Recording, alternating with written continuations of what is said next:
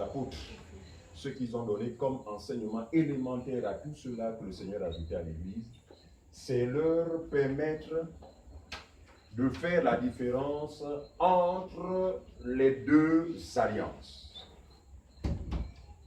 Différence sans laquelle on va mener une vie chrétienne quiète, bizarre, de confusion. En fait, une vie chrétienne en griffe. Mais nous rendons grâce à Dieu parce que ils ont enseigné, par les prédécesseurs, ils ont enseigné, et sachant qu'ils allaient mourir, ils ont laissé par écrit justement l'enseignement qu'ils ont reçu du Seigneur Jésus-Christ. Et nous allons dans la même direction. Voilà, nous n'allons pas enseigner autre chose, parce que l'évangile ne vient pas de chez nous. L'évangile ne vient pas de l'Afrique. L'évangile ne vient pas des États-Unis. Mais l'évangile vient du Seigneur Jésus-Christ, vient de Dieu. Voilà. Et donc, tous ceux qui l'appellent à lui sont censés se soumettre à cet évangile. Nous avions expliqué clairement, pour peut-être revenir dans le détail, mais donner un briefing un peu de ce qu'on a vu, quelque chose de global. On a compris que le plan de Dieu qui commence ici et qui se termine ici, donc du point A au point B, rassurez-vous, ce ne sont pas les mathématiques, mais c'est juste nous aider à mieux comprendre. Voilà. Alors, on a compris que ce plan-là n'a pas commencé ici. N'a pas commencé au point A. Ce plan a commencé avant le point A. Avant le point A pour nous, c'est avant la fondation du monde. Avant l'existence de toute chose. Donc c'est un plan que Dieu lui-même a mis souverainement en place, suivez, en vue de son exécution. Et son exécution devait passer par, voyez, son plan va être divisé en deux parties. La première partie ici, c'est la première alliance, d'accord, représentée par Moïse. La deuxième partie, c'est la nouvelle alliance représentée par Jésus-Christ. Donc, sous Moïse, ce plan a été exécuté par Dieu, mais par le canal de plusieurs prophètes. Pas seulement Moïse, plusieurs prophètes, plusieurs. Il n'en demeure pas moins que tous ces prophètes qui ont été suscités dans la nouvelle alliance ont exercé sous l'autorité de Moïse. En fait, c'est Moïse qui était le plus grand prophète dans la nouvelle alliance, dans l'ancienne alliance. D'accord? Alors, la Bible dit que tout leur ministère dans leur ensemble annonçait la personne de Jésus. Tout leur ministère. Tout leur ministère, depuis Adam jusqu'au dernier prophète, c'est qui? Jean-Baptiste. Très bien. Tous ont parlé de la personne du Seigneur Jésus-Christ, qui lui, en fait, devait venir pour non seulement accomplir la première alliance, mais accorder la grâce, justement, à tous les hommes à travers la terre sans distinction. Du moins à tous ceux-là qui allaient croire. Voyez-vous? Alors, on a vu que la première alliance n'était pas une alliance définitive, mais une alliance provisoire. Donc, Dieu l'a mise en place juste en entendant quoi? Les temps d'accomplissement. Vous comprenez cela? Donc, Moïse savait que son ministère était un ministère provisoire, mais c'était un ministère qui devait concourir à l'exécution du plan de Dieu dans la mesure où il fallait que ce ministère joue pleinement son rôle. Et nous disons que le ministère de Moïse, enfin, le rôle du ministère de Moïse était celui de condamner l'homme, était celui d'amener l'homme à la mort. Ça peut nous choquer, mais c'est ce qui est réel. Moïse a été suscité, du moins son ministère, parce que lui il a amené la loi, Jésus a amené la grâce. Donc lui il a été suscité pour amener l'homme à la mort, à la transgression, au péché. Prenons 2 Corinthiens chapitre 3. Le Père que nous serons considérés comme étant des blasphémateurs. Mais nous aimons notre frère Moïse. Son rôle n'avait rien à voir avec le plan que Dieu avait pour lui. C'est un frère. 2 Corinthiens chapitre 3, s'il vous plaît. 2 Corinthiens chapitre 3, verset. Attends mon frère. 2 Corinthiens chapitre 3. Voilà. On va prendre le verset. Premièrement le verset 7. Ensuite le verset 8. 2 Corinthiens chapitre 3, verset. 2 Corinthiens. Oui, chapitre 3, verset 7. La page 1169. 2 Corinthiens chapitre 3. Oui. Oui, le verset 7. Voilà. Or, si Or. le ministère de la mort, gravé avec des lettres sur les pierres, a été glorieux, Au point que les fils d'Israël ne pouvaient fixer les regards sur le visage de Moïse. On peut s'attirer là. Il dit quoi? Or, si le ministère de la mort, c'est écrit comme ça, Oui. hein, gravé sur les pierres. Ce ministère vous fait penser à qui? À Moïse, non? Voilà, la Bible est claire que ça a été le ministère de la mort. Maintenant, prenez le verset 8. Verset 8. Combien le ministère de l'Esprit ne serait-il pas plus glorieux? Voilà. Il dit que si déjà c'était, malgré le fait que ce soit le ministère de la mort, il a été glorieux, combien de fois le ministère de l'Esprit ne sera-t-il pas plus glorieux? Très bien. Verset, contre la suite. Verset 9. Oui, Si le ministère de la condamnation Ah. a été glorieux, très bien. le ministère de la justice est de beaucoup On peut supérieur en s'arrêter gloire. là, cher bien-aimé. C'était pour démontrer que le ministère de Moïse ne pouvait amener personne au salut. C'était un ministère qui ne pouvait sauver personne. Mais il fallait que ce ministère, justement, joue pleinement son rôle, parce que le salut ne devait intervenir que là où le péché, n'est-ce pas, avait abondé. Et Paul va dire que là où le péché a abondé, la grâce a surabondé. En fait, la grâce ne pouvait pas surabonder si l'homme n'était pas trouvé coupable. Et pour que l'homme soit trouvé coupable, il fallait bien que le ministère de Moïse soit exercé. Et il a été exercé efficacement dans la mesure où il a atteint son objectif, qui était celui de convaincre tout homme de péché, de justice et de jugement. Et Paul va dire ceci: tous ont péché et sont privés de la gloire de Dieu. Très bien. Donc on est d'accord avec Moïse, n'est-ce pas? Alors, Moïse, après avoir accompli, quand je parle de Moïse, vous voyez son ministère, hein? Voilà. Son ministère ayant accompli le but pour lequel il avait été suscité, mis en place, voyez-vous, Moïse devait remettre officiellement le flambeau à celui dont il a parlé. Parce que la loi, comme vous le savez bien, la loi a parlé de Jésus. Les prophètes ont parlé de Jésus. Les psaumes ont parlé de Jésus. Bref, tout ce qui a été fait avant Jésus n'a parlé que de lui. C'est pourquoi dans Hébreux chapitre 10, il va dire que dans le rouleau du livre, il est question de moi. Il va dire qu'il est question de moi. Il n'est pas question de Branham. Il n'est pas question de Capo Philippe. Il n'est pas question de Kimbangu. Il n'est pas question, bref, de tout ce que l'on voit se lever. Non, non, non, non. Dans la parole de Dieu, quand on l'ouvre, on ne doit trouver qu'une seule personne, c'est Jésus. Ce n'est même pas un homme parmi nous. Nous ne valons rien. Celui qui vaut quelque chose, c'est la personne de Jésus. Très bien. Alors, quand il arrive ici, prenons Galates chapitre 3, le verset 23 à 25, s'il vous plaît. Là, j'ai juste fait un briefing parce qu'on avait vu en détail vraiment ce qui a constitué le ministère de Moïse.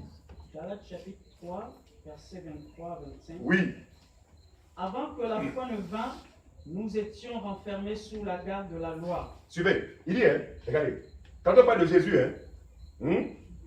pensez à quoi? À la foi.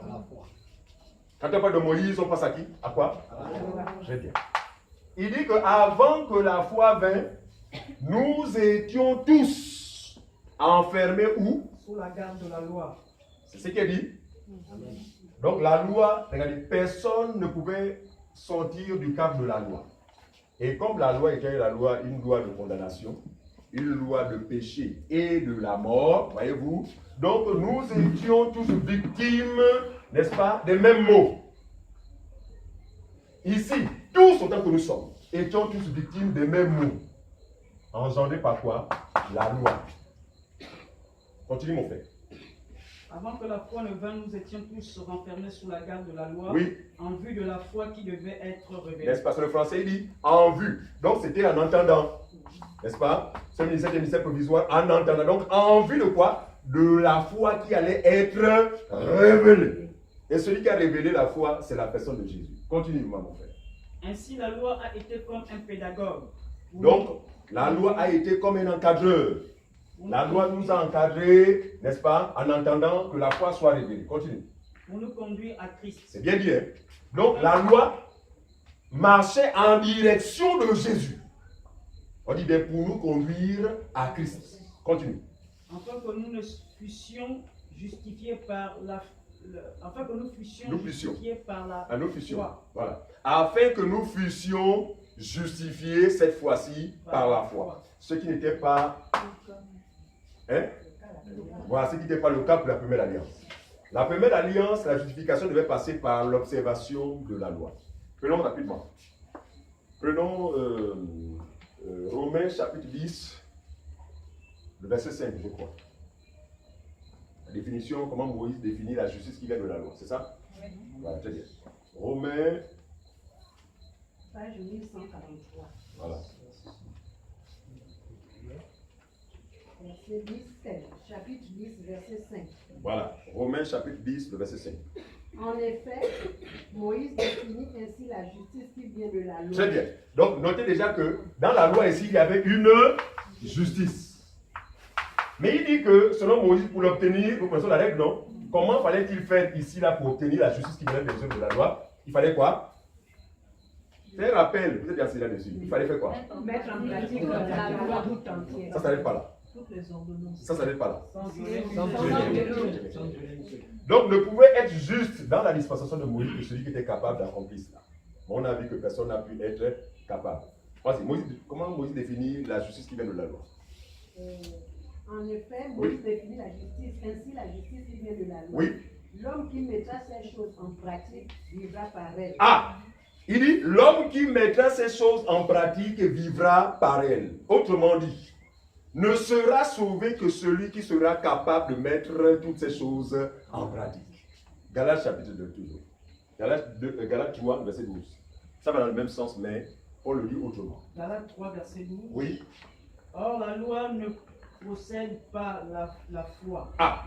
Mais elle dit, celui qui mettra ces choses en pratique vivra par elle. Or, la loi ne procède pas la foi. Mais elle dit, celui qui mettra ces choses en pratique vivra par elle. Mais maintenant, comment parle la justice qui vient de la foi? La Bible dit, mon juste vivra par la foi. Est-ce que vous voyez la différence? Très bien. Donc, ça veut dire que les deux dispensations sont diamétralement opposées. Le principe de justice n'est pas le même. Ici, ce sont les œuvres. Mais en Jésus, c'est la foi qui sauve, qui peut sauver tout homme. Du moins, le croyant. Celui qui croit. D'accord? Alors, prenons Romains chapitre 10, verset 4. Romains 10, 4. Romains 10, 4. Oui, Romains 10, 4. Car Christ est la fin de la loi pour la justification de tous ceux qui croient. Continue. En effet, Moïse définit... Non, on peut s'attirer là. Voilà, on peut s'attirer là. Vous voyez bien? Donc, Christ est la fin de la loi. Regardez. Donc, l'arrivée, la révélation de la foi vient mettre fin à la dispensation de la loi. En quoi Jésus a-t-il mis fin à la dispensation de la loi? Parce que sur la croix, comme j'expliquais à mes soeurs hier, sur la croix, la Bible dit qu'il a effacé justement l'acte dont les ordonnances nous condamnaient. Donc, il fait allusion à l'heure de Moïse. Il a mis fin à cela. Pour que celui qui croit, n'est-ce pas, ne soit plus jugé sur la base de cette loi-là, parce que pour Dieu, elle n'existe plus. Nous rentrons maintenant en Jésus-Christ dans une nouvelle loi. Parce que la notion de la loi demeure toujours. Mais il faut différencier la loi, n'est-ce pas, qui nous régit aujourd'hui, c'est la loi de l'esprit et de la vie. Or, là-bas, c'est la loi du péché et de la mort. Deux types de lois. Vous comprenez cela? Très bien. Donc, la différence, c'est que ici, la loi est observée de l'extérieur, mais ici, la loi va être en nous et observée par Jésus en nous. C'est en cela que nous disons que celui qui est fils de Dieu, c'est celui qui est conduit par l'Esprit de Dieu. En fait, nous ne sommes plus soumis à ne fais pas ceci, ne fais pas cela, mais c'est Dieu qui conduit nos vies. N'est-ce pas? Et cette direction, il nous connaît une direction qui consiste à quoi? À faire sa volonté. Voilà. Donc, s'il y a des gens qui font la volonté de Dieu sur cette terre-là, ce ne sont que les croyants. Pas les gens qui font des œuvres. Vous voulez connaître celui qui fait la volonté de Dieu sur la terre, c'est uniquement celui qui croit en Jésus. Pourquoi? Parce que celui qui en lui a accompli parfaitement la volonté de Dieu. Donc, ce qu'il a accompli est imputé à celui qui croit. Voilà la grâce. D'accord? Alors, donc Jésus étant à la fin de la loi, si vous m'avez bien, je me permets de le faire, contrairement à ce que pensent certains, Jésus n'est pas venu abolir la loi. Attention, il faut bien expliquer ça. Non. Il est venu l'accomplir. Mais après l'accomplissement, la loi doit être, voilà, elle est annulée. Parce que ce que Dieu va faire, c'est quoi? C'est maintenant sauver les hommes sans la loi. Vous comprenez cela? C'est-à-dire qu'il ne tient plus compte du principe que celui de la loi, parce qu'il estime que nous avions été affranchis de la loi. Alors donc le thème de ce soir, c'est la justification par la foi. Nous évoluons dans notre enseignement. On a commencé par la loi, mais nous sommes maintenant en train de rentrer dans la justification par la foi. Romains chapitre 3, le verset 20 au verset 28. Romains chapitre 3, verset 20 à 28. Voilà. Si quelqu'un ne comprend pas, vraiment ne vous gênez pas, arrêtez-nous, parce que le but pour nous n'est pas de... On ne preste pas, ce n'est pas une prestation. Le but pour nous, c'est de nous assurer que ce que nous enseignons vraiment est compris par tous. À partir de ce moment-là, levez la main, nous pourrons révéler ce que nous comprenons. Évidemment, vous savez que là où nous venons en général, beaucoup n'ont pas l'habitude de la Bible, mais nous ne pouvons pas mener une vitesse à la Bible. C'est impossible. C'est impossible. Donc, ça y est là. Ça y est. Ok, on y va. On a dit Romains chapitre 3, verset 20 à 28. Car nul ne sera justifié devant lui par les œuvres de la loi. Très bien. Là, nous parlons de quoi? De la justification par la foi. Voilà, le thème c'est la justification par la foi et non par les œuvres. C'est mieux de placer. Je vais définir ça. La justification par la foi et non par les œuvres. En effet, il n'y a pas de contradiction dans les choses de Dieu.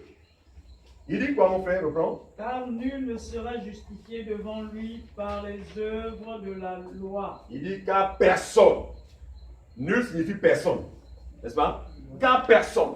Personne sur la terre ne sera justifié devant Dieu par les œuvres de la loi. C'est quoi les œuvres de la loi?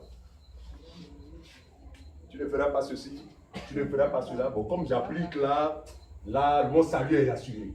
C'est curieusement l'opinion bizarre qu'entretiennent tous ceux qui sont dans les ténèbres et qui croient être chrétiens. Parce qu'ils contredisent ici les Saintes Écritures. Voilà. Il dit, nul ne sera justifié devant Dieu par les œuvres de la loi. Continuez, mon frère. Puisque c'est par la loi que vient la connaissance du péché. C'est ce qu'il écrit. Il dit que puisque c'est la loi qui cause le péché, comment Dieu va-t-il encore nous justifier par la loi? C'est logique, non? Amen. C'est pourquoi il a jugé mieux de régler le problème du péché sur la croix. Parce qu'il est venu avec une mission, ce n'est pas de couvrir le péché. Il est venu sur la terre, une mission, c'est quoi? C'est d'ôter le péché, enlever le péché. Donc le vrai croyant n'a plus de péché. Et nous disons gloire à Dieu. Amen. Oh, mais la question c'est, mais qu'est-ce que tu as fait pour que tu n'aies plus de péché? Je n'ai rien fait. Sauf que j'ai eu la grâce de croire à mon Seigneur. Voilà la réponse. C'est une réponse simple, mais en même temps aussi scandaleuse. Amen. Vous comprenez pourquoi Paul va dire que la prédication de la croix est une folie? Pour ceux qui périssent, en fait, il n'y a que celui qui est dans la perdition pour trouver ça de bizarre. Amen. Mais pour nous qui sommes sauvés, nous voyons quoi? Oh, Dieu est puissant. Oh, Dieu est puissant. Oh, il m'a sauvé rien que par la foi. Mais il est puissant. Et vous? Alors, continue mon frère, c'est pas fini. On a dit jusqu'au verset 28. Verset 21. Oui. Maintenant, sans la loi est manifestée la justice de Dieu. Il dit, regardez, j'ai mis quoi ici, non? J'ai mis, ça dit que pour nous, regarde, si vous croyez, pour nous, ne considérez plus ici. Vous n'êtes plus sous ce pédagogue-là. Vous êtes maintenant ici. Maintenant, il dit, maintenant, sans la loi est manifestée la justice de Dieu. Attention, donc, la notion de justice revient toujours. Mais elle va être définie autrement. D'accord? Donc, ici, c'est maintenant quoi? La justice de Dieu. La justice de Dieu. Maintenant, sans la loi est manifestée la justice de Dieu. Laquelle? La suite. À laquelle rendent témoignage la loi et les prophètes. Oh, donc la loi a parlé de la foi, a parlé de Jésus. Ouais. Les prophètes ont parlé de Jésus. J'ai dit que quand tu as regardé foi, vous voyez Jésus. Oh? C'est Jésus qui est la foi. Sans cela que c'est juste qui dit que pour la foi qui vous a été communiquée une fois pour toutes. Très bien. Mais pour Jésus qui vous a été donné une seule fois. Pour toutes. Jésus ne reviendra plus deux fois. Pour nous sauver. Il ne mourra plus deux fois sur la croix. Très bien.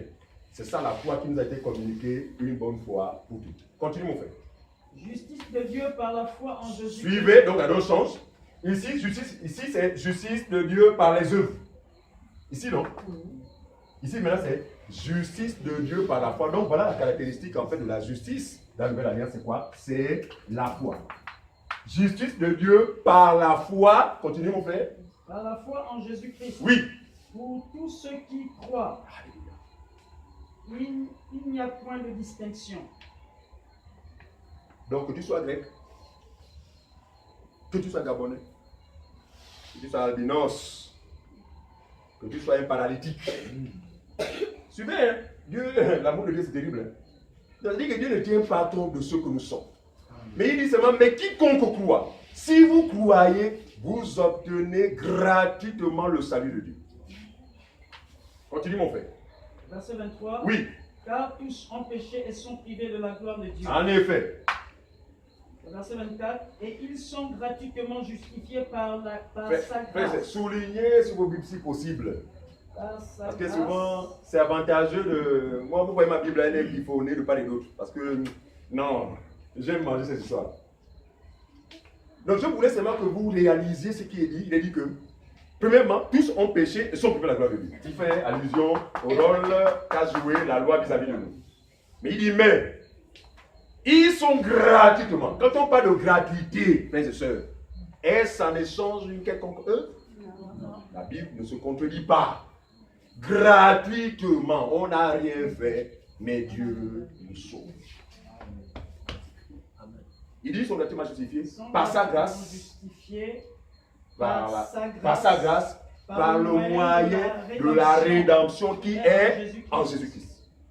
C'est clairement établi que le salut, frère, ce n'est pas par les œuvres, parce que c'est ce qu'on nous a fait, c'est ce qu'on nous a présenté par le passé, je vous assure. Et combien de fois on s'est battu pour chercher à plaire à Dieu. Mais nous ne savions pas que notre démarche était vaine. Parce que nous n'étions pas instruits sur le principe de la loi. On s'est battu. On a jeûné. On a dormi par terre pendant plusieurs jours. On a prié pendant des heures. On s'est séparé de ceci. On s'est séparé de cela. Et puis à un moment même, on recevait l'approbation de ah, mais toi tu es un vrai chrétien. Oui, tu es un vrai chrétien. Mais sans nous poser la question, est-ce la pensée de Dieu? Vous voyez bien que la pensée de Dieu n'est pas celle des hommes. Deux pensées différentes. Je crois que le Seigneur nous appelle des ténèbres à la lumière pour épouser sa pensée. Très bien. Et Paul va dire que nous avons la pensée de Dieu. Pourquoi? Parce que nous avons le Saint-Esprit. C'est le Saint-Esprit qui prend la pensée de Dieu et nous la communique. C'est pourquoi vous verrez que celui qui a la pensée de Dieu sera toujours en opposition par rapport au monde. Il sera incompris. Non, les gens auront du mal à le comprendre. Et ça se justifie dans la mesure où l'autre a la pensée du monde, l'autre a la pensée de Dieu. Ce sont ceux-là que l'apôtre Paul a qualifiés comme étant des hommes animaux. L'homme animal ne comprend pas les choses de Dieu. Elles sont une folie pour lui. Ça, c'est 1 Corinthiens chapitre 2, verset 4. Elles sont une folie pour lui. En effet, c'est pourquoi on n'est pas choqué lorsqu'on n'est pas compris. Parce que nous ne sommes pas les premiers et nous ne serons pas les derniers. Aussi longtemps que vous allez demeurer sur le chemin de la foi, vous allez voir l'opposition qui va se retrouver de vous. Mais persévérez. Tenez ferme. Parce que le but de ces vents, de cette tempête, c'est quoi? C'est d'essayer de vous ramener ici. Satan, sachant qu'une fois que quelqu'un fait des niques ici, là, la mort est assurée. C'est pas ce que je fais comprendre. En temps normal, Jésus a détruit ça. Mais il y a des gens qui sont en train d'exhumer la loi. Ouais. Ils sont en train d'exhumer la loi. La loi a été enterrée morte depuis. Chacun une peine. Oh non, Moïse a dit. C'est pourquoi ils vont en Israël aller acheter des habits. Les habits sacerdotaux, juifs. Ils vont en Israël pour acheter des huiles d'onction. Ils vont en Israël pour prendre de l'eau. Tout ça là. En fait, ils sont en train de vouloir exhumer le cul de Moïse, mais ils ne savent pas que c'est la mort qu'ils sont en train d'entretenir. Là, ils s'en sortent. Ils ne seront pas sauvés. Parce que le Seigneur est clair là-dessus. Il est venu dans le monde pour révéler une justice autre que celle qui vient de la mort. Continue mon frère, lisez ce que vous avez dit. Verset 25. Voilà toute avancée. C'est lui que Dieu a destiné par son sang. C'est Jésus. À être pour ceux qui croient. C'est ce qu'il est écrit. Non, pour être pour ceux qui se comportent bien. pour être pour ceux qui croiraient, quoi? Victime propitiatoire, afin de montrer sa justice parce qu'il avait laissé impunis les péchés commis auparavant. Voilà. Au temps de la patience, enfin dis-je. Très bien. Donc, le péché, frères et sœurs, est resté impuni. Depuis le jardin jusqu'à la loi. La Bible dit, jusqu'à la loi, le péché était dans le monde. Voyez-vous? Mais c'est quand il vient maintenant accomplir son œuvre sur la croix qui va mettre fin à la puissance du péché. 1 Corinthiens, chapitre 2 Corinthiens 5. 2 Corinthiens 5, le verset 21. On n'a pas fini, on a dit 28. Hein? Mais vas-y, continue mon frère. Excusez-moi. Si on dit verset 26, oui. De montrer sa justice dans le temps présent, oui. De manière à être juste tout en justifiant ceux qui... Mon frère, doucement. Regardez, c'est pourquoi, regardez, écoutez, ayez une Bible un peu comme la mienne, là tu vas griffonner de part et d'autre. Moi j'appelle ça la Bible d'étude. C'est-à-dire que quand il y a des passages comme ça, moi j'assure, quoi, parce que c'est vraiment la vérité. Enfin, c'est les réflexes que moi-même j'ai. C'est ce qui me permet un peu de mieux comprendre les choses. Voilà. Reprends, lis encore doucement mon frère. Verset 26. Suivez le verset 26. De montrer sa justice. De montrer sa justice. Dans le temps présent. Dans le temps présent. De manière à être juste. Regardez. Donc Jésus a été juste. On a vu ça avec une masse la dernière fois. Que son œuvre a été approuvée de Dieu. De manière à être juste. Une fois devenu juste. Tout en justifiant celui qui a la foi en Jésus. Donc lui devient juste à notre place. Amen. Maintenant, se met à faire quoi? À justifier tous les impies. Donc je suis le premier. Voilà les impies. Je suis le premier des impies. Mais que Dieu dans sa grâce a simplement justifié. Non, je ne suis pas juste en moi-même, mais je le suis devenu par la grâce de Dieu. C'est-à-dire que condamné, prouver que je suis méchant, prouver que je suis un pécheur, mais ça n'a pas empêché Dieu de me faire grâce et de m'accorder sa justice. Regardez, donc Dieu a levé son boubou appelé justice pendant que j'étais vêtu d'aillon. Il dit de donner, allez moi les aillons, allez, mets mon boubou. Mais quand le père regarde Dieu donner comme ça, là, il reconnaît le boubou de son fils à Dieu donner. C'est pas ce que fait comprendre. Non, le père c'est pas dit donner, c'est le boubou. Parce que si vous regardez Dieu donner, vous n'aurez rien, il n'y a rien. Mais c'est le boubou. Vous vous souvenez de la robe, la tunique, n'est-ce pas? Que non, que le père Jacob a offert à Joseph. Une tunique multicolore. Les multiples couleurs ici incarnaient les qualités ou encore différents attributs de Christ. Frère, Christ c'est un tout.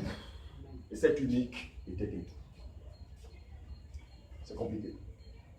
C'est une tunique qui n'a de sens que dans le corps de Joseph. Or, les frères l'ont tué et se sont précipités sur sa tunique, ne sachant que la tunique n'a de sens que dans le corps de Jésus. C'est pas ce que fait comprendre. Amen. Très bien. Mais maintenant, après sa mort, il fait de nous ses frères. Par conséquent, nous pouvons porter la même tunique. Et il nous l'a fait porter. Il a fait porter à tous ceux-là qui croient, qui que tu sois, où que tu sois. Si vous croyez, vous avez cette tunique. En cela, vous êtes plus qu'agréable aux yeux du Seigneur. Amen. Ouais. Non. Qui vous touche au Seigneur lui-même. D'accord? 28, on a fini? Non, au verset 27. Oui. Où est donc le sujet de se glorifier? Bon, il dit que si c'est le cas, s'il a été démontré que nous sommes sauvés, nous sommes justifiés par lui, est-ce qu'il y a lieu de nous justifier? Où est le sujet de se glorifier? Répondez à cette question. Non. Sur la base de ce qu'on a entendu là, est-ce que quelqu'un peut dire, oh moi, c'est parce que je me sanctifie? Non. Vous comprenez que quand vous voyez quelqu'un dire, non, moi je me sanctifie depuis 5 ans, c'est un ignorant. Non seulement un ignorant, mais il est en train de rejeter le défi, en fait de rejeter Jésus, quoi, pour dire que non, Jésus, même sans que tu ne viennes, moi-même je pouvais être agréable à Dieu. La Bible ne se contredit pas. Arrêtons le cinéma dans les assemblées. Il faut que nous allions sur la vérité. Voilà. C'est la vérité qui sauve, c'est la vérité qui affranchit. Vous connaîtrez la vérité. Et celle-ci vous rendra. Et nous sommes libres à l'égard de quoi? du péché. Amen. Nous sommes libres à l'égard de la loi. Amen. Nous sommes libres à l'égard de la condamnation. C'est pourquoi un vrai croyant n'a plus sa conscience, c'est pas moi, oppressé par la culpabilité. Oh non, tu as menti. Parce que c'est ici que la loi a exercé son pouvoir dans nos consciences. Maintenant, ici, après, nous sommes purifiés. Nos consciences sont continuellement lavées, purifiées par le sang de Jésus. Est-ce que vous comprenez cela? Amen. Par conséquent, d'où la paix qui est le partage de tous les vrais croyants. Oui, nous sommes en paix. En paix, frère, même quand tout va mal. Même quand on mange la sardine, nous sommes toujours en paix. Amen. Même quand il n'y a pas d'argent, toujours en paix. Amen. Pourquoi? Parce que rien ne peut égaler le don gracieux, le don gratuit que le Seigneur nous a fait. Amen. On a fini 28. Donc, où est le sujet de se glorifier? Oui. Il est exclu. Par quelle loi? Par la loi des œuvres. Est-ce par les... Si nous glorifions, bon, nous nous glorifions sur la base de quelle loi? Est-ce la loi des œuvres? Répondez à cette question. Non. Non. Continue. Non, mais par la loi de la foi. Ah! Donc, regardez, s'il y a des lieux de se glorifier aujourd'hui, ici là, c'est se glorifier dans le Seigneur. C'est ce que Paul dit.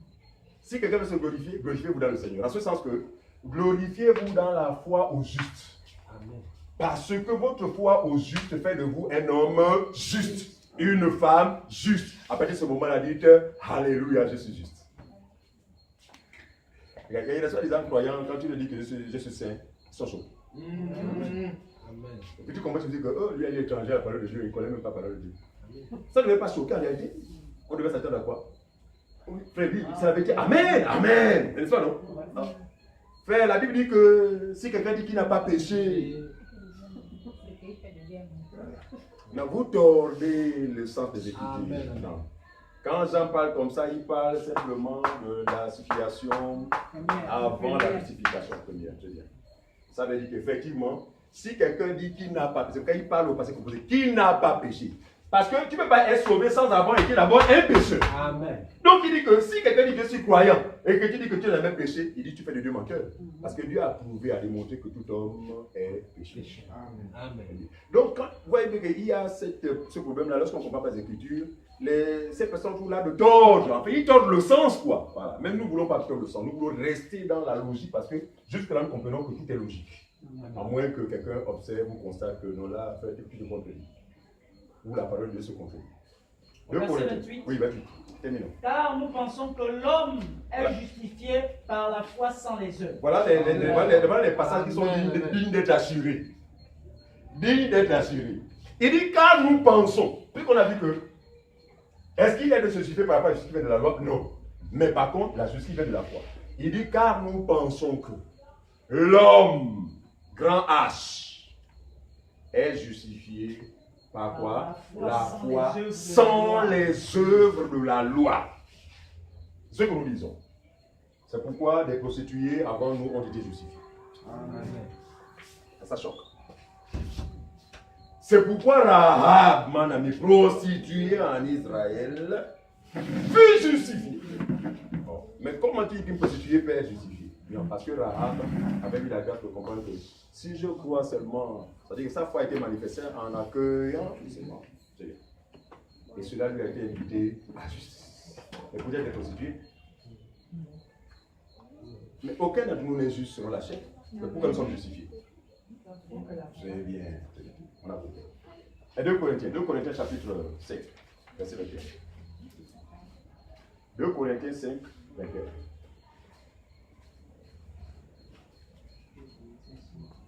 2 Corinthiens 5, 21. 2 Corinthiens 5, 21, page 1171.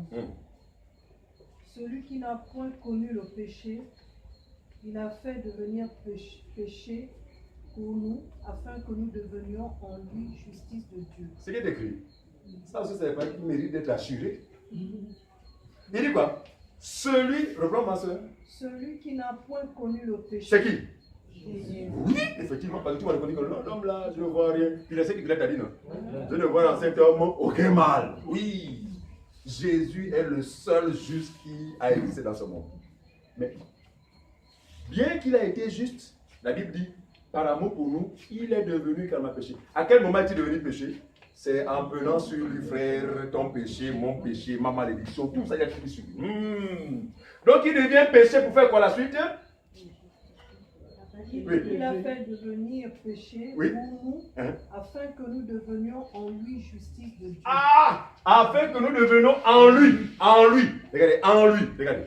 Si vous n'êtes pas en Jésus, vous pouvez demeurer être dans le péché. Vous pouvez être un pécheur. Et ce n'est pas étonnant que vous demandez pardon à Dieu, oh, Seigneur, demande pardon pour mes péchés. Et ça n'arrête pas là. Ce n'est pas étonnant que vous dites, ah, Seigneur, je reconnais que je suis un pécheur. Oui, parce que tu n'es pas en lui. C'est pas ce que je comprends. Amen. Regardez, on a dit que nous-mêmes là, c'est zéro, non? C'est zéro. Il ne faut pas se leurrer. À moins d'être hypocrite comme les pharisiens. C'est zéro, il n'y a rien là. Aucun juste parmi nous là. Je parle de manière individuelle. Amen. Rien, frère. Même si, dans les apparences, vous savez, le Seigneur est beau. Non, j'aime le Seigneur. C'est du cinéma. C'est du cinéma. Par contre, en lui, oh Seigneur Jésus-Christ, c'est là où nous nous sentons habillés. En dehors de lui, nous sommes nus, pauvres, aveugles. Voilà. Mais c'est en lui que nous revêtons sa nature. Et Paul va dire, revêtez-vous du Seigneur Jésus-Christ. Donc, le Seigneur Jésus-Christ, c'est quoi? C'est sa parole. Le revêtement, c'est quoi? C'est demeurer dans la foi. Le revêtement, rester dans la foi. On a fini, non? Donc, il s'est fait pécher pour nous, en vue, pour que nous devenions justice de Dieu en lui. C'est ça? Acte chapitre 17, verset 30 à 31.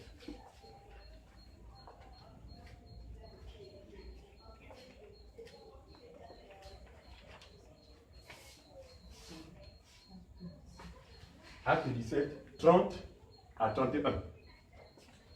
Acte chapitre 17, 30. Suivez ce que le Seigneur va dire. Très bien. Ok. Dieu, sans tenir compte des temps d'ignorance, annonce maintenant à tous les hommes, en tout lieu, qu'il est à se repentir. Très bien. Regardez, vous observez bien. J'efface la dispensation de la loi parce que nous ne le connaissons plus ici. Amen. C'est pas ce que comment. Parce que lui-même, le Seigneur Jésus a utilisé le point, il a effacé. Nous n'avons plus le droit de ramener cela. D'accord? Donc nous nous limitons ici dans ce qui nous concerne. Nous restons ici. Regardez. Le Seigneur Jésus dit ceci. Après avoir accompli parfaitement la loi à votre place, moi, j'annonce maintenant à tout homme, où qu'il soit, suivez-moi bien, qu'il ait à se... Donc l'appel qui est lancé à tous les humains, c'est quoi? Repentez-vous. Et lorsqu'on enseigne sur la repentance, chacun s'est aperçu que la repentance n'est pas celle qui nous a été présentée dans les milieux religieux. Voilà. La repentance dans les milieux de confusion, c'est quoi? C'est dire que je suis un voleur, je suis un voleur, pardonne-moi de payer, lave-moi par ton sang. Puis il dit, je me suis repenti hier. Tu t'es repenti ou je me suis repenti hier? La repentance, même lorsque Jean invite les gens à son baptême, n'est-ce pas? Il va voir venir à son baptême plusieurs pharisiens. Il leur dira ceci, que non, le tout, ce n'est pas de venir à mon baptême. Ce que Dieu attend de vous, c'est que vous produisiez du fruit. Regardez, le fruit dont parlait Jean ici, ce ne sont pas les œuvres. Il invitait simplement aux Juifs de renoncer à la loi pour croire au Seigneur Jésus-Christ. Donc la repentance constitue à quoi? À changer d'attitude. Vous vous appuyez autrefois sur vos propres justices. Se repentir, c'est renoncer à votre justice. C'est pas ce que je comprends. Vous vous appuyez autrefois sur la justice qui vient des œuvres de la loi. Se repentir, c'est renoncer à la justice qui vient des œuvres de la loi. Pour faire quoi? Pour croire au Seigneur Jésus. En fait, pour s'accorder avec la justice qui vient de la foi. C'est pas ce que je comprends. C'est ça la repentance. Voilà. Tout ce qu'on a fait là, c'était n'importe quoi. N'importe quoi. Et j'ai été dans une secte très dangereuse où, très honnêtement, je peux dire que les repentances, soi-disant, en griffe qui étaient faites, étaient comme pour faire plaisir aux leaders. Voilà. En fait, pour eux, celui qui ne se levait pas publiquement pour dire que, oh Seigneur, j'ai volé. Vraiment, vraiment, oh, j'ai honte. J'ai honte. Je demande pardon, Seigneur. Plus jamais, au nom de Jésus, je prends la décision. Et puis quand ça faisait comme ça là, et puis, au nom de Jésus, Amen. Et puis on acclame. Le monde est satisfait, estime que tu t'es répandu. Vous allez voir la même personne là. Avant un mois, il reviendra encore pour la repentance. À quoi ça sert? Et j'ai l'habitude de dire ceci, même à ton prochain. Matin, pardonne-moi ce que je t'ai fait hier. Oh, frère, il n'y a pas de problème, nous sommes des frères. Demain, matin, vraiment, pardonne-moi ce que je t'ai fait. Ah, oui, bon, ok, d'accord. Ok, bon, ça va, nous sommes des frères. Vous allez voir que 3, 4 fois, 5 fois, matin va craquer avec moi. Tu fais exprès, on dirait. Vrai ou faux? Amen. Alors, combien de fois Dieu? La nature est là pour nous enseigner. Amen. Le pardon, selon les hommes qui a le sens, c'est un pardon, tu vas pardonner à ton prochain.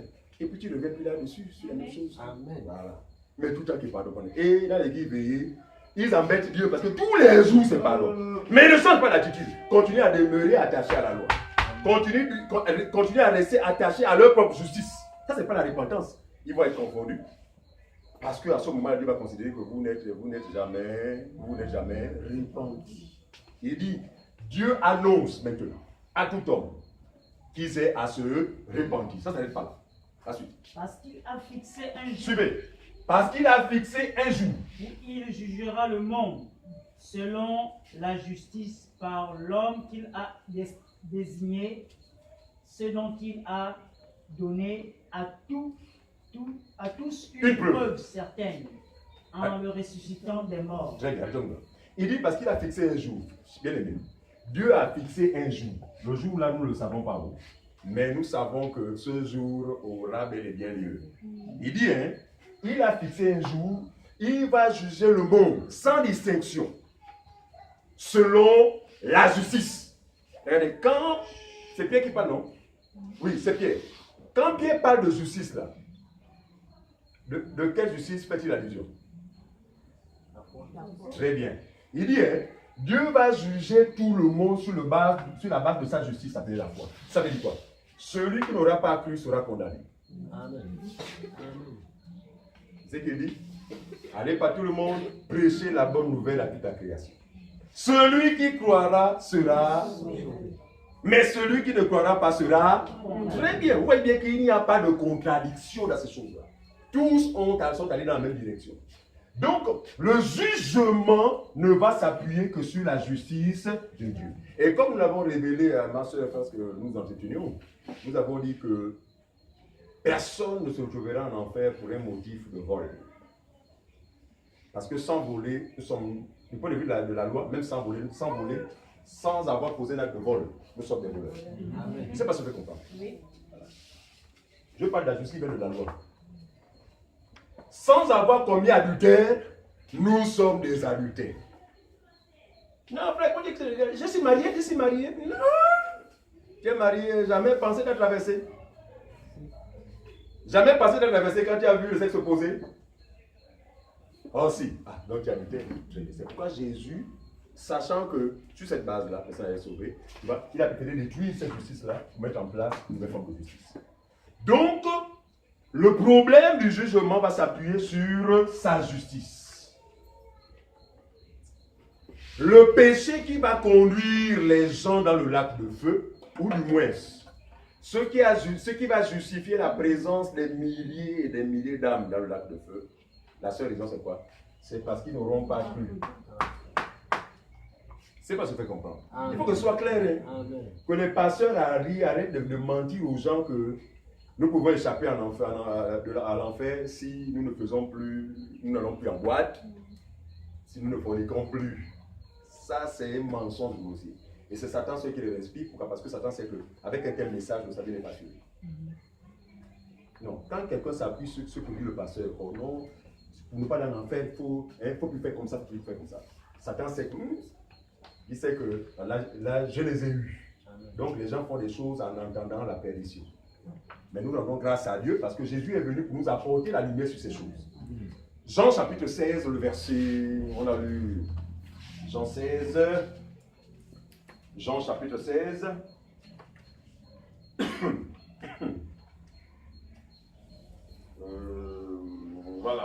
le verset 8. 8 à 10. Rapidement. Jean chapitre 16, du verset 8 à 12. À 10. Page 1084. Hum. Et quand il sera venu, il convaincra le monde en ce qui concerne le péché. Quand le Saint-Esprit sera venu, ici Jésus parle du Saint-Esprit, il dit qu'il est avantageux que je m'en aille. Parce que si je ne m'en vais pas, vous n'allez pas recevoir le Saint-Esprit. Il faut que je parte. D'accord? Les disciples étaient vraiment dans le stade, oh, comment tu vas partir, on va rester comme ça. Il dit non, il est avantageux, il faut que je parte. Sinon, vous n'aurez pas ce que le Père vous a promis. D'accord? Il dit que, et quand il sera venu, quand le Saint-Esprit sera accordé aux hommes, donc le jour de la Pentecôte, dès lors, il convaincra tous les humains. Premièrement de quoi? De péché. Ensuite, La justice. de justice. Regardez donc de la foi. C'est pourquoi nous sommes convaincus de la foi. C'est le Saint-Esprit qui nous convainc que la foi, c'est la justice. Très bien. Et c'est le Saint-Esprit qui nous convainc aussi qu'elle est justice, c'est le péché. Très bien. Et ensuite de quoi? Et le jugement. Nous sommes convaincus que le jugement aura bel et bien lieu. Et qui n'aura pour cette raison, pour cette cause, que l'incrédulité. Continue, maman. En ce qui concerne le péché. Le péché. Parce qu'ils ne croient pas en moi. C'est qui est écrit. Donc le péché sera imputé aux gens. Pourquoi? Parce que les gens n'auront pas cru en lui. C'est ça, c'est ce que révèle l'évangile. Ce n'est pas vos histoires des églises là. Voilà. C'est pourquoi je ne crois pas que l'évangile, quelqu'un peut être dans le Seigneur et continuer à être aveugle. Quand il parle d'aveugle, ce n'est pas comprendre l'écriture.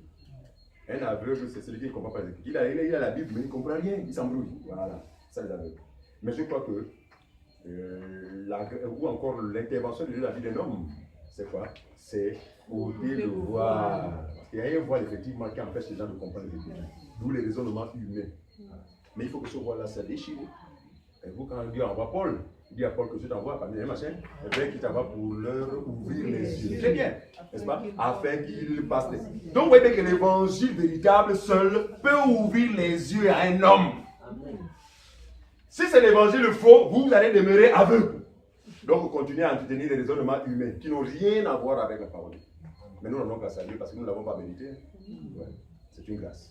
Mais nous voulons profiter au maximum de cette grâce-là pour, et d'ailleurs, la partager au plus grand nombre.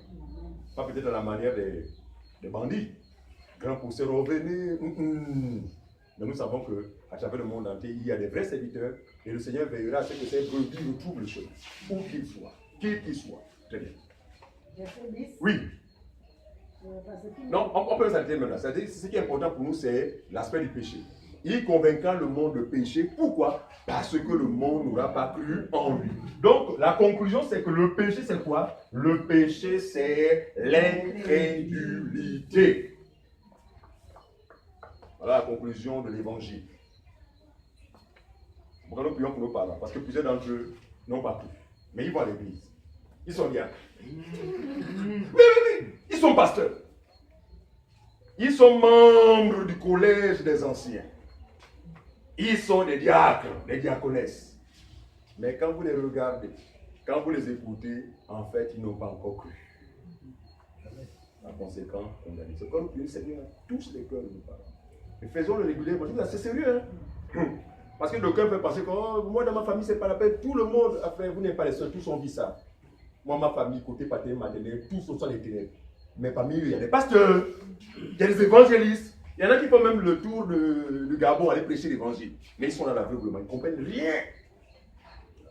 Donc, véritablement, continuons à persévérer, le Seigneur nous fera grâce. Pas peut-être tous, mais parmi ceux de nos familles, le Seigneur connaît aussi ceux qui lui appartiennent.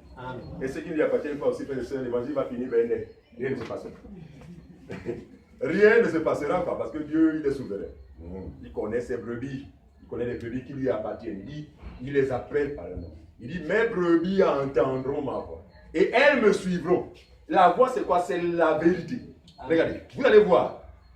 Partout où l'évangile, la vérité est partagée, même quand quelqu'un pourrait venir écouter cet évangile, pourrait même dire à l'instant, Amen, c'est la vérité.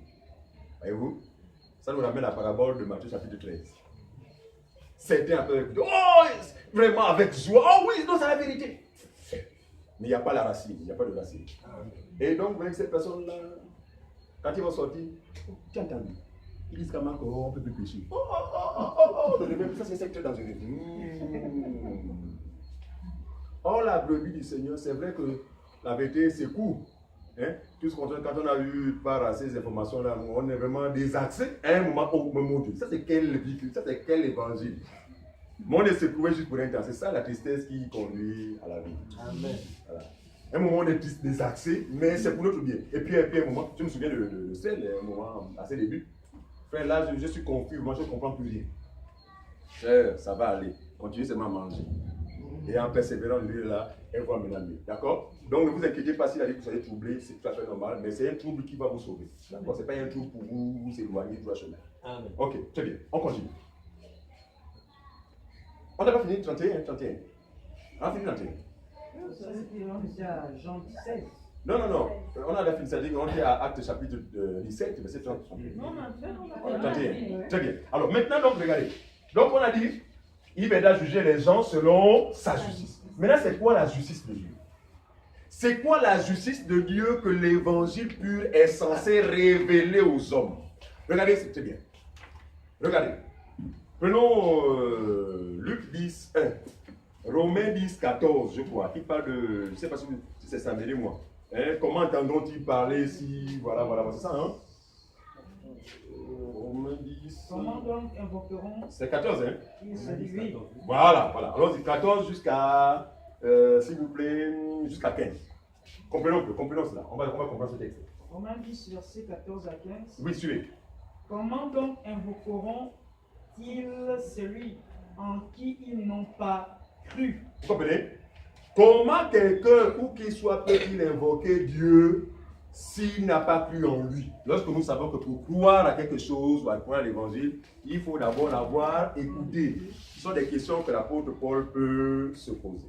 Ou se pose. Continue, mon frère. Et comment croiront-ils en celui dont ils n'ont pas entendu parler? Et venez. Donc vous pouvez avoir la soif de Dieu, mais aussi longtemps que vous n'aurez pas écouté l'évangile de la vérité, il vous sera impossible d'être sauvé. Ce sont des questions. En fait, des questions qui devraient nous amener seulement à prendre conscience qu'il y a lieu d'user de tous les moyens possibles pour répandre la bonne nouvelle. Je ne sais pas si vous pouvez comprendre. Amen. Très bien. Parce que tout le monde n'est pas appelé à se perdre. Mais comment cette personne-là va-t-il parvenir au salut si l'évangile ne parvient pas à eux? C'est la question, justement. Continue, mon frère. Et comment entendront-ils parler s'il n'y a personne qui prêche? Ah! Évidemment! Comment allons-nous entendre parler de Dieu si personne ne prêche? Attention, la fin. Et comment Suivez. y aura-t-il des prédicateurs s'ils ne sont pas envoyés Très bien. selon qu'il est On peut s'attirer à mon frère. Il dit, comment y aura-t-il des prédicateurs s'ils ne sont pas envoyés? Regardez. Ce qui cause la confusion aujourd'hui, c'est que ils sont nombreux les prédicateurs. Je vous assure. Regardez Béni TV. Regardez LMTV. Regardez Emmanuel TV. Bon, bref, toutes les chaînes dites. Je sais de quoi je parle. Hein. Quand je dis dites, c'est que pour moi, ce ne sont pas les chaînes chrétiennes. Amen. C'est clair. Au regard des prédications qui sont diffusées, Amen. des prédications qui n'ont rien à voir avec l'évangile. Bref, le commun des mortels appelle ça chaîne chrétienne. Ok. Il dit, je prends la peine il dit, verset 15. Comment y aura-t-il des prédicateurs Voilà. s'ils ne sont pas très bien. envoyés? Voyez, donc les prédicateurs, je vous assure, prédicateurs, s'il faut s'asseoir des prédicateurs, il y en a à foison. Mais le problème, c'est que pour être un prédicateur selon Dieu, il faut avoir été envoyé. Or, parmi ces prédicateurs-là, il y en a qui le sont devenus pour se faire un nom. Il y en a qui le sont devenus pour... tu sais que je n'ai pas fait l'école, hein. C'est dur, il faut quand même toujours un moyen pour m'occuper de ma famille. Je vous assure, hein, nous parlons de la réalité. Amen. C'est une réalité que beaucoup ne... Ils se leurrent, en fait, beaucoup se leurrent. C'est la stricte réalité. Nous en connaissons plusieurs comme ça. Qui ont vu à la fin de Dieu un moyen quand même de... Voilà. Il y en a parmi eux qui le sont devenus pour d'autres raisons. Pour accomplir leur impudicité. Parce qu'il y en a, je vous assure, il y a des assemblées où le pasteur est allé avec toutes les fidèles. Et d'ailleurs, même c'est ce qui fait d'eux des disciples du Seigneur. D'après eux. Tant que tu n'es pas avec le pasteur, tu n'es pas devenu disciple du Seigneur. Bref, donc vous voyez bien que les motivations sont multiples. Mais le salut ne peut être transmis au plus grand nombre que par ces personnes que Dieu a premièrement appelées, établies, suivez-moi bien, et envoyées. Voilà. Ce sont ceux-là. Regardez, ils vont se distinguer de l'autre par quoi? La manière dont ils vont exposer l'évangile. Leur prédication va forcément susciter la foi. C'est ça le but de l'évangile. Hein? Le but de l'évangile, c'est pour susciter la foi, en vue du salut. Amen. Mais leur évangile, soit même ça te condamne, parce qu'ils ont un évangile qui te condamne même. Toi, qui bois, tu vas aller en enfer. C'est pas l'évangile. Je suis désolé. Toi, Mais toi, tu es marié. Hein? Le Seigneur a un plan pour toi, mais toi, tu es marié. Voilà. Vous voyez que c'est l'évangile qui ne peut pas susciter la foi, mais qui va susciter le foi. Amen. Le foi. Voyez-vous? Non. Or, l'évangile a objectif susciter la foi en vue du salut. C'est pourquoi nous prions jour après jour. Que le Seigneur davantage multiplie les vrais serviteurs pour que son but soit atteint. Alors, revenons maintenant dans Romains chapitre 1, le verset 16 à 17. Romains chapitre 1, verset 16 à 17. Même si on finit pas aujourd'hui, on ne peut pas courir. On a dit que le but, ce n'est pas de courir. On va bien se prochaine tranquillement. Parce qu'on veut mieux comprendre ça. Pour que nous soyons capables d'aider nos parents, nos amis et connaissances qui s'embrouillent, qui sont dans la boue, mais qui croient être sauvés. Romains chapitre 1, 16, 17. Romains, c'est la page 1133. Romains 1, verset 16, 17. Oui. Car je n'ai point honte de l'évangile.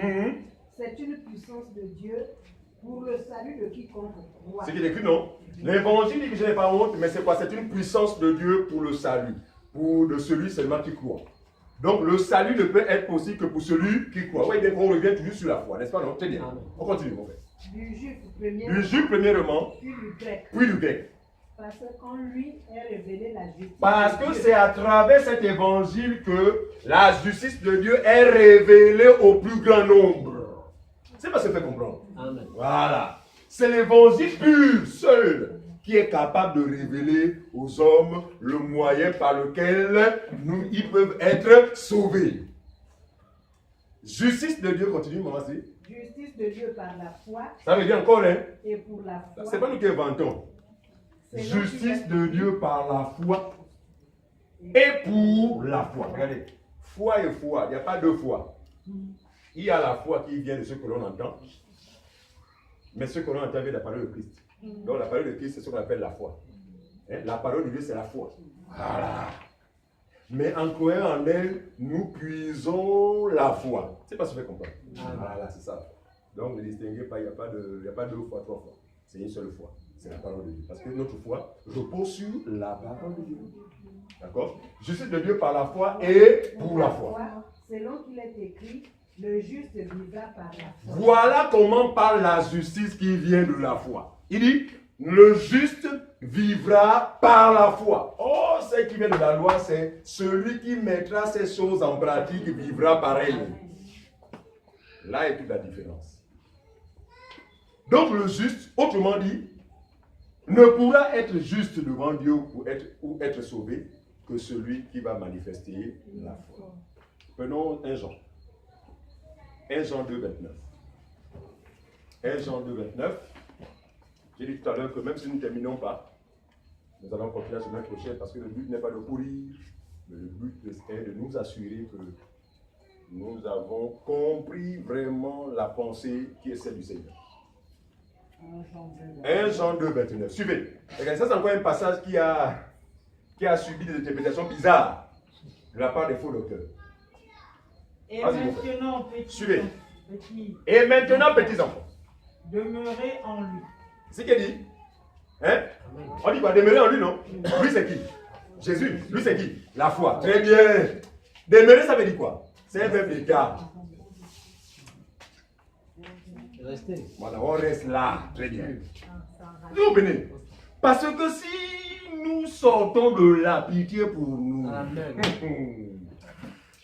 Vas-y mon frère. Et maintenant, petits Oui, enfants, oui. demeurez en lui, Oui. afin que lorsqu'il paraîtra, nous ayons de l'assurance et qu'à son avènement, nous ne soyons pas confus et éloignés de lui. Très bien. J'ai dit 1 Jean 2, verset 29. Verset 29. Hein. 29. Si vous savez qu'il est juste, Suivez, hein? Il dit que si nous savons, qui sait que Jésus-Christ est juste? Il dit que si vous savez que Jésus est juste, vas-y. reconnaissez que quiconque pratique la justice est né de lui. Ah! Si vous savez que Jésus est juste, reconnaissez alors que quiconque pratique la justice est né de lui. Regardez, maintenant quand on est un conducteur aveugle ou un enseignant aveugle, quand il va voir justice là, il va l'amener à la justice par rapport aux œuvres. Si tu es né de Dieu, normalement tu dois maintenant marcher que juste. Tu ne dois plus voler, tu ne dois plus mentir, tu ne dois plus. Non. Parce qu'on a dit que les textes ne se complètent, la parole ne se contredit pas. Amen. Il dit quiconque pratique la justice. On a vu que la justice de Dieu, c'est quoi? C'est la foi. La foi. En fait, il veut dire, hein, ce n'est que sur cette base-là qu'on reconnaît les vrais enfants de Dieu et les enfants du diable. On va le voir tout à l'heure. Celui qui s'appuie sur la foi, c'est l'enfant de Dieu.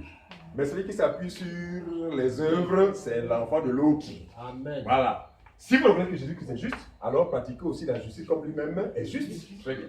Pratiquer la justice, c'est demeurer dans la foi. Voilà l'interprétation des termes. Alors donc, on prend tout 1 Jean, 1 Jean chapitre 3, le verset 7. 1 Jean 3, 7. 7 à 10. Petits enfants, Petits enfants, que personne ne vous séduise. regardez. Quand l'apôtre Jean parle de séduction, regardez, je vais vous montrer ici que plusieurs sont séduits. Cette séduction passe par quoi? Passe par le fait que l'on vous a persuadé que le salut va dépendre de ta manière de faire. Quand quelqu'un conçoit un truc comme ça, vous êtes déjà séduit. Amen. Séduit, mais Jean dit que personne ne vous séduise. Continue mon frère. Celui qui pratique la justice est juste. Oh, comme il revient lui encore. est juste. Il revient encore. Il dit que le juste, c'est celui qui pratique la justice de Dieu. Or, la justice de Dieu, c'est la foi. Amen. Donc, celui qui est juste. C'est pourquoi nous disons souvent qu'on est juste. Quand on le dit là, ce n'est pas par rapport à nous-mêmes. C'est par rapport à cette connaissance-là. Vous comprenez ça? Continue mon frère. Celui qui pêche est du diable. Ah! Or, on a vu que le péché, c'est quoi? C'est l'incrédulité. Donc, il y a des pasteurs qui sont des fils du diable. Amen. Il y a des évangélistes qui sont des fils du diable. Amen. Des diacres qui sont des fils du diable. Amen. Voilà. Des chantres qui sont des fils et des filles du diable. Amen. Pourquoi?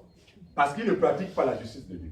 En fait, ils s'appuient sur autre chose que la foi. Voilà les fils du diable. Amen. Regardez, ils ont voulu coller les étiquettes sur les pauvres alors qu'eux-mêmes sont des fils du diable. Pourquoi? Parce qu'ils n'ont pas cette connaissance. Continue mon frère. Celui qui pêche est du diable. Clair. Car le diable pêche dès le commencement. Très bien. Et vous savez que le diable, c'est qui? C'est l'opposant de Dieu. En fait, il est carrément opposé à Dieu. Or, qui est l'opposant de la foi? Quel est le contraire de la foi? L'incrédulité.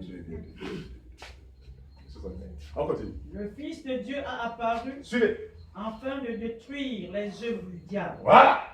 Il a apparu pour détruire l'ignorance ou l'incrédulité. Est-ce que vous comprenez cela? Amen. Il est venu pour ça, parce que nous avions des cœurs de pierre par le passé. Ça, vous le savez très bien. Oui.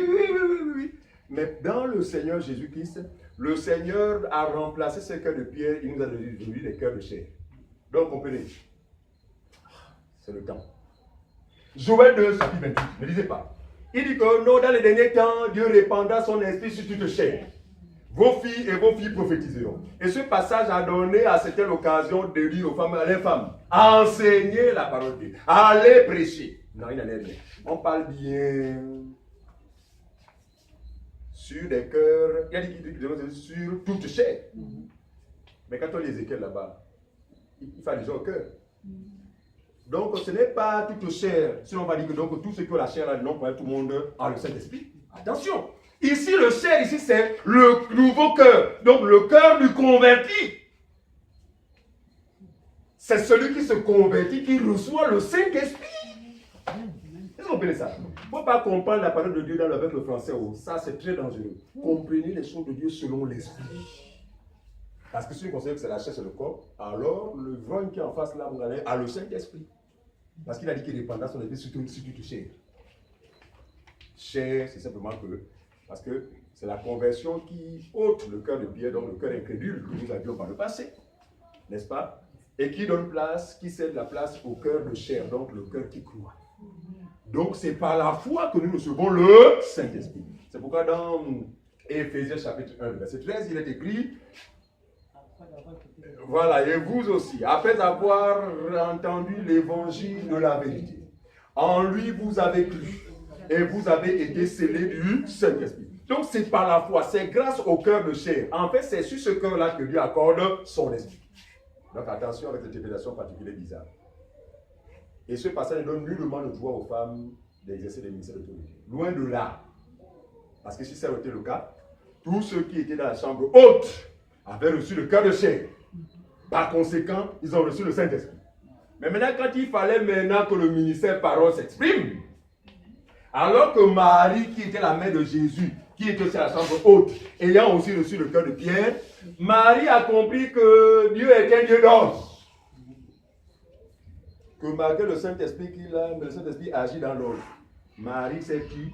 Et les autres sœurs, c'est Pierre qui va prendre la parole pour présenter l'évangile, bien que tous avaient reçu le Saint-Esprit. Et quand on n'a pas l'explication des choses, c'est mieux de se taire, au lieu d'embrouiller le peuple. Dieu ne se contredit pas. On n'a plus le temps. Encore ne pas, les passages. On a jusqu'à 10. Oui. Quiconque, au verset 9, quiconque est né de Dieu ne pratique pas le péché. Très bien. Parce que la sémence de Dieu demeure en lui. Regardez, pratiquer le péché ici, c'est quoi? Selon l'entendement. Ma soeur, si tu as compris, c'est quoi pratiquer le péché? Il dit quiconque est né de Dieu ne pratique pas le péché. Ça veut dire quoi? Ne fait plus quoi? Bon. Mais vous avez compris comme moi, d'accord? Pratiquer le péché ici, c'est. Abandonner le. Bon. Ben, c'est légitime, hein? Ouais, c'est légitime parce qu'on est sorti de ces milieux, c'est compliqué, ils nous ont pompé ça comme ça. Non, pratiquer le péché, c'est demeurer l'incrédulité. C'est demeurer l'incrédulité vis-à-vis de ce que Jésus a fait à notre place. Très bien, très bien. Il dit, vas-y, continue. Quiconque est né de Dieu ne pratique pas le péché. Ne pratique pas le péché. Hein? Parce que la sémence de Dieu demeure en lui. Parce que la semence de Dieu demeure en lui. La semence de Dieu, c'est qui? C'est Christ. Amen. Christ habite en moi. Alors, s'il habite en moi, comment Jésus va habiter dans le péché? Comment Jésus va s'associer à moi si je suis dans le péché? C'est pourquoi vous allez voir, avant de nous appeler à lui, il nous les a d'abord lavés. Bonne toilette, pour enlever tout ce qu'on avait, très bien. Et une fois propre, il nous a mis en lui. Et ne peut être en lui que celui qui a la même nature que lui. Jésus est saint. Tous ceux qui sont en lui sont saints. Point barre. Continue, on termine ce que vous dit, c'est plus long. Et il ne peut pécher parce qu'il est né de Dieu. Et il ne peut pécher, soulignez cela. Il ne peut pécher. Il ne peut. Il ne peut, négation. Il ne peut. Il ne peut pécher. Oui, ça se justifie. Pourquoi? Parce que il a été justifié. Un. Et deuxièmement, ce n'est plus lui qui vit, c'est Christ qui vit en lui. Et jamais on a vu un cadavre pécher. Vous connaissez un cadavre dans cette garde, un machin qui pêche, comme le péché? Si vous en connaissez, alors vous allez accepter que le chrétien est un pécheur. C'est pas ce que je fais comprendre. Amen. En fait, les gars, ça sont des choses spirituelles. Hein. Ce sont des pilules qui ne sont pas faciles à avaler. Mais ça va coincer moi, mais ça ne vient pas descendre au nom de Jésus. Amen. Ouais. Même si ça coince encore là, il faut boire de l'eau, ça va descendre. Et une fois c'est descendu, la vie éternelle vous accorde. Et il ne peut pécher. Continue. Au verset 10. Oui. C'est par là que se font reconnaître les enfants de Dieu et les enfants du diable. Oh! Quiconque ne pratique pas la foi, la justice, parlons comme ça, n'est pas de Dieu. Très bien. Non plus que celui qui n'aime pas. Très bien. Donc celui qui n'aime pas son prochain, c'est forcément celui qui ne pratique pas la foi. Très bien. Comprenez ça comme ça. C'est-à-dire que celui qui haït son prochain, ou celui qui n'aime pas son prochain, c'est celui qui ne croit pas au Seigneur Jésus-Christ. Parce que quand le Seigneur Jésus-Christ, c'est quoi? C'est symbole de quoi? De l'amour de Dieu. Et quand l'amour de Dieu, on ne peut qu'aimer le prochain. C'est pas ce que je peux comprendre. Très bien. Dernière référence, on a encore 3 minutes. Romains chapitre 5. 1 à 2. On va boucler par là le temps de laisser les questions. Mais nous allons continuer la suite la semaine prochaine, si Dieu le permet. Mais Dieu permettra par sa grâce. Romains 5, 1 à Dieu que 2. nous le connaissions. Romains 5, 1 à 2. Étant donc justifiés par la foi, nous avons la paix avec Dieu Ça veut dire quoi? par notre Seigneur Jésus-Christ. Ça veut dire quoi? Attendez, mon frère. Ah, Seigneur Jésus-Christ. Oh. Ça dit qu'il y a des moments quand on dit des choses comme ça. En même temps, on est émerveillé, mais en même temps aussi, on est comme. C'est ça comment expliquer. Voilà, ça dépasse quoi. Il dit, étant désormais justifié par la foi. C'est écrit comme ça.